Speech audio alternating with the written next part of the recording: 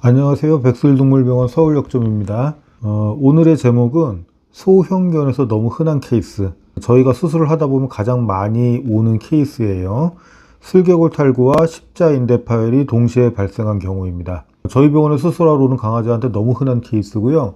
아주 흔해서 관절 수술 계획하고 있는 보호자분들께 딱 맞는 내용일 수 있을 것 같습니다. 우리나라 반려견의 대부분이 소형견이기 때문에 이런 문제가 더 크게 다가옵니다. 왜냐하면 중대형견은 슬개골 탈구가 많지 않아서 십자인대만 끊어지는 경우가 대부분이에요. 하지만 그 소형견의 경우는 슬개골 탈구가 진행되다가 그 합병증으로 십자인대가 파열되는 경우가 정말 많습니다. 슬개골 탈구와 십자인대 파열은 서로 다른 수술이지만 서로 아주 밀접하게 영향을 주기 때문에 수술 계획을 잘 세우는 것이 굉장히 중요합니다. 오늘의 환초기에 대해서 설명을 드릴게요. 말티즈 송송이이고요. 5살 여하, 우측 후지를 사용 못해서 내원했습니다. 수술 전에 보행을 못하는 모습을 저희가 찍어 놨는데요. 그거를 동영상에다 포함을 시키니까 자꾸 유튜브에서 노딱을 매기시는 것 같아요. 강아지가 아픈 영상이라서 좀 불쾌감을 느끼시나 봐요. 그래서 수술 전 동영상은 제외를 할게요. 엑스레이 설명을 좀 드려볼게요. 다리를 불편해할 때 가장 먼저 보는 게 고관절입니다. 고관절은 이쪽이 왼쪽 고관절, 이쪽이 오른쪽 고관절이에요. 왼쪽과 오른쪽에 지금 고관절의 모양이 다른데요. 왼쪽 같은 경우에는 고관절이 이렇게 예쁘게 동그랗게 되어 있는 모습을 보실 수가 있고요. 그 다음에 오른쪽 고관절 같은 경우에는 모양이 이렇게 생겼습니다. 이 왼쪽 고관절이 정상인 경우고요. 오른쪽 고관절은 고관절 이형성이라고 해서 고관절 골두가 변형되고 있는 상황이에요. 이게 계속 진행이 되게 되면 고관절 이형성이 심해지면서 나중에 고관절 탈구로 이어지게 됩니다.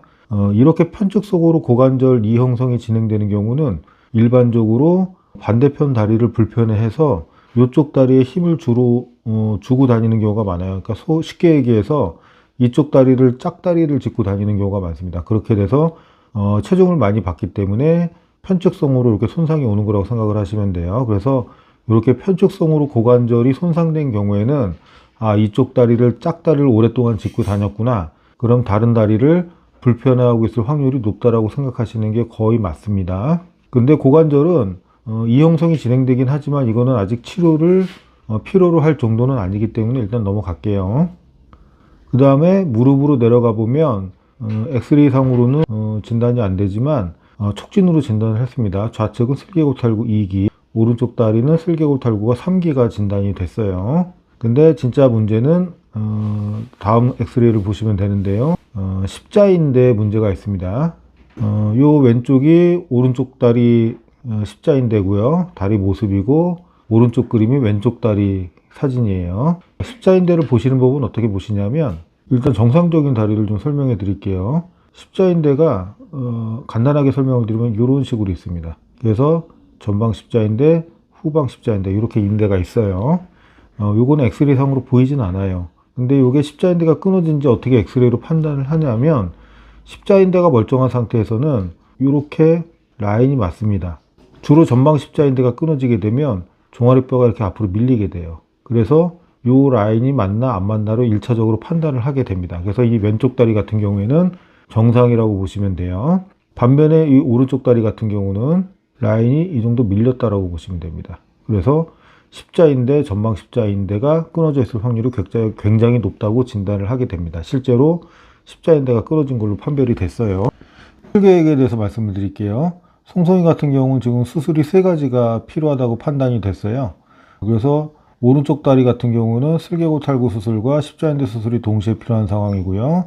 왼쪽 다리 같은 경우는 슬개골 탈구 수술만, 그 다음에 우측 고관절 이형성이 있긴 하지만 아직 수술을 시켜야 될 정도는 아니라고 판단을 해서 수술을 권해드리진 않았어요. 근데 여기서 문제가 생깁니다. 이제 여기서 가장 슬개골 탈구 수술이야 아직 중증 단계가 아니니까 수술을 시키시면 되는데 여기서 십자인대 수술을 어떤 걸로 선택하느냐에 따른 문제가 생기게 돼요. 그래서 요거에 대해서 잠깐만 설명을 드려볼게요. 십자인대 수술은 가장 많이 하는 수술이 2가지가 있습니다. 십자인대 수술법이 여러 가지가 있어요. 그 중에서 주로 대형 병원에서 추천드리는 게 TPLO라는 수술 방법이 있습니다. 그 다음에 소형견에서 가장 많이 사용하는 인공인대법, 좀 더 어려운 말로는 변형낭의 고정술이라고 하는데요. 이 방법을 사용하실 수 있어요. 그래서 지금 송송이 같은 경우는 이 TPLO를 사용하는 게 좋은지 변형 낭의 고정술을 사용하는 게 좋은지 그거를 지금 판단을 해야 될 것 같아요. 그래서 일단 간단히 각각의 장단점에 대해서 설명을 드려볼게요. 수술은 나중에 저희가 콘텐츠를 따로 만들 거지만 일단 간단하게만 설명드려 볼게요. 왼쪽이 십자인대가 끊어진 상태고요. 오른쪽이 이제 TPLO 수술을 한 상태입니다. TPLO 수술은 절골술이라고 해서 뼈를 잘라서 수술을 하는 방법이에요. 어떻게 하냐면 왼쪽에서 보시면 요 선 보이시죠? 요게 전문용어로 TPA라고 합니다. 요거는 어떤 걸 의미하냐면 종아리뼈 윗부분이 이렇게 기울었어요. 강아지는. 그래서 만약에 십자인대가 끊어지면 경사가 기울었기 때문에 여기 잡아주는 게 십자인대인데 이게 끊어지는 거거든요. 그래서 종아리뼈가 앞으로 밀리게 됩니다. 그래서 종아리뼈가 앞으로 밀리게 되는 이유가 TPA가 기울어져 있기 때문이에요. 사람 같은 경우는 TPA가 거의 기울어져 있지 않습니다. TPA가 이렇게 평평하게 돼 있어요. 그래서 앞으로 밀리지가 않아요. 그래서 TPLO 수술이라는 건 뭐냐면 이렇게 기울어진 TPA 경사 각도를 평평하게 맞추는 겁니다. 그거를 TPLO 수술이라고 해요. 그 하는 방법은 이 부분의 뼈를 이렇게 자릅니다. 뼈를 자른다라고 해서 절골술이에요. 뼈를 잘라서 TPA를 이렇게 회전을 시킵니다. 그래서 오른쪽 그림 보시면은 뼈를 이렇게 골절을 시킨 다음에 이 뼈 조각을 원래 여기 있었던 거죠. 뼈 조각. 요거를 이쪽으로 이동시켜서 TPA를 0으로 만듭니다. 이렇게 만든 다음에 저기 플레이트 스크류를 대서 골절 수술을 해서 고정을 시켜주는 방법이에요. 그래서 이 수술 방법이 요즘에 최근에 많이 각광을 받고 있는 수술법이고 굉장히 좋은 수술법입니다. 근데 이 수술법의 특징이 몇 가지가 있습니다. 첫 번째, 중대형견에 사용하시면 좋으신 방법이에요. 그 이유는 뭐냐면 뼈를 이렇게 자르기 때문에 뼈가 얇은 애들은 뼈를 잘랐다 붙이는 과정에서 이런 데 골절이 생기실 수 있습니다. 그래서 골절이 생기면 굉장히 비가역적인 결과가 나오기 때문에 중대형견 위주로 수술을 하시는 게 원칙이에요. 원래 그렇게 개발이 됐어요. 그래서 최소한 10kg 이상, 10kg, 30kg, 40kg 이런 애들한테 주로 수술을 하는 방법이에요. 그래서 중대형견용에 많이 수술을 하시는 방법이고 수술하고 나서 완전히 회복이 되게 되면 안정적인 결과를 보여줍니다. 근데 두 번째 단점이 뭐냐면 첫 번째랑 같은 얘기인데 소형견에 사용하시기가 힘듭니다. 소형견은 이제 수술을 잘못하면 골절 같은 거에 위험이 생기기 때문에 원칙적으로 안 하시는 게 좋아요. 근데 저희 나라에서 많이 하죠. 이제 수술들을 워낙 잘 하시는 것 같아요. 그래서 이제 과감하게들 소형견에 시도를 하시는데요. 그래도 일반적으로 3kg 이하에서는 거의 시도를 못 하시는 것 같아요. 몸무게. 그 다음에 3에서 5kg 정도에서 이제 많이 하시는 것 같고, 뭐 그 이상은 당연히 TPLO가 가능하기는 해요. 그래서 여기서 많이 시도를 하시는 것 같은데, 원칙은 소형견에서는 안 하시는 게 좋아요. 이 엑스레이 사진으로 TPLO를 하시면 안 좋은 이유를 단적으로 설명을 드릴 수가 있어요. 이게 이제 TPLO 수술을 한 건데요. 아까 말씀드린 것처럼 이렇게 골절을 시켜서 뼈 조각을 돌린 겁니다. 그 다음에 요 쇠판을 대서 플레이트라고 하죠. 요거를 대서 이제 고정을 시킨 경우에요. 근데 소형견 같은 경우에는 이렇게 수술을 하게 되면 요런 데 뼈를 자르고 남은 부분 요런 데가 뼈가 되게 얇습니다. 그래서 큰 하중을 버티지 못해요. 그래서 오른쪽이 잘못된 사진인데 수술 후에 강아지가 다니다가 이 부분이 골절이 난 겁니다. 아까 말씀드린 얇은 부분 이 부분이 하중을 못 견디는 거죠. 그래서 이 부분이 골절이 난 거고 그 다음에 요 잘랐던 뼈를 고정시키는 플레이트도 체중을 못 이겨서 틀어진 겁니다. 그러면서 요런 데 지금 간격이 달라진 걸 보실 수가 있죠. 뼈가 무너졌어요. 그래서 이렇게 되면 굉장히 난감한 경우가 됩니다. 복구시키기가 거의 쉽지가 않아요. 그래서 소형견에서 쓰면 안 좋다라고 말씀드린 가장 중요한 이유가 되겠습니다. 그 다음에 세 번째 가장 중요한 게 있는데 슬개골 수술이랑 같이 못해요. 슬개골 수술이랑 같이 못하는 이유는 뭐냐면 대부분 소형견을 키우시잖아요. 소형견 같은 경우에는 십자인대만 단독으로 발생하는 경우는 별로 없어요. 슬개골 탈구랑 같이 발생을 합니다. 그러면 TPLO를 하게 되면 아까 설명드렸다시피 이렇게 잘라야 돼요. 근데 슬개골 탈구 수술을 하게 되면 다른 컨텐츠에서도 설명을 드리겠지만 뼈를 또 이렇게 잘라야 돼요. 그럼 뼈를 세 조각을 내는 겁니다.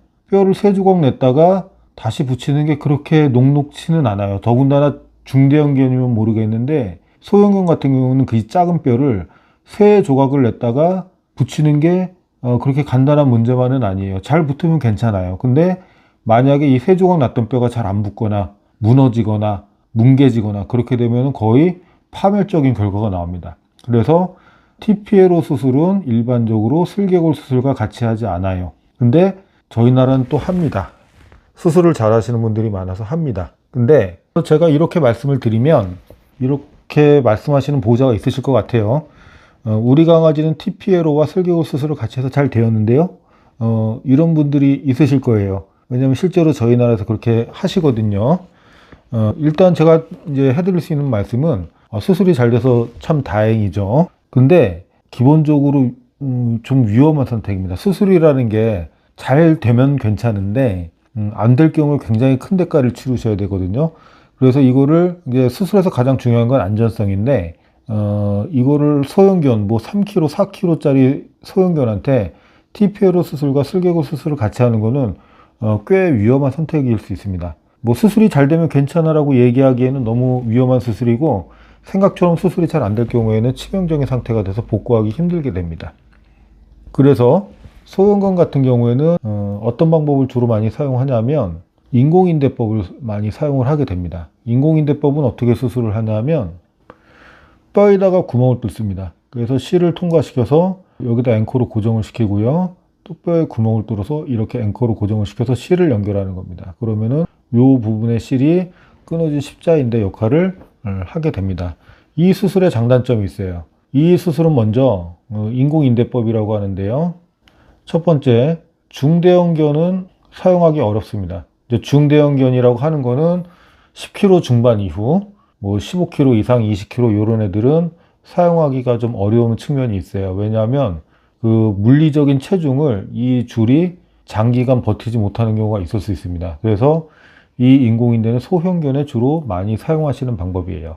그래서 우리 강아지가 뭐 10몇 킬로, 20kg 이렇게 나간다? 그 경우에는 TPLO를 하시는 게 당연히 좋은 선택입니다. 그 다음에 두 번째, 인공인대법 슬개골 수술을 같이 하실 수가 있어요. 그래서 아까도 말씀드렸다시피 저희 나라는 대부분 소형견이고 소형견은 슬개골 탈구와 십자인대가 거의 같이 발생하기 때문에 현실적으로 봤을 때 저희 나라 소형견에 가장 맞는 수술 방법이 인공인대법이라고 할 수 있어요. 그래서 대부분의 경우 인공인대법을 써서 슬개골 수술을 동시에 하는 그런 방법을 가장 많이 사용을 하시고 그게 제 경험상 소형견한테 가장 적당한 방법인 것 같습니다. 이 인공인대법도 역시 따로 자료를 만들어서 나중에 다시 한번 설명을 드릴게요. 그래서 인공인대법과 슬개골 탈구 수술을 함께 진행을 했고요. 수술 후 엑스레이를 좀 설명을 드릴게요. 왼쪽 다리 같은 경우는 슬개골 탈구만 수술했기 때문에 그렇게 크게 설명드릴 건 없을 것 같습니다. 오른쪽 다리를 좀 설명을 드리면 슬개골 탈구 수술을 해서 슬개골은 제자리로 복원을 시켰습니다. 그 다음에 뼈에 구멍을 뚫어서 실을 이렇게 고정을 시켰습니다. 그래서 이 부분이 끊어진 십자인대 역할을 다시 해주는 거고요. 그 다음에 측면에서 보시면 경골지문 이식 수술도 같이 수술을 했습니다. TPLO에서는 이렇게 골절선이 겹치기 때문에 이렇게 자를 수가 없거든요. 근데 인공인대법에서는 이렇게 골절을 하지 않기 때문에 경골지문 이식을 시행을 해서 슬개골 탈구 수술을 하실 수가 있습니다. 그래서 수술은 이렇게 진행이 됐고요. 예후에 대해서 좀 설명을 드릴게요. 수술 후 보행평가를 했습니다. 그래서 이제 일주일 후 저희가 찍어놓은 동영상이 있는데요.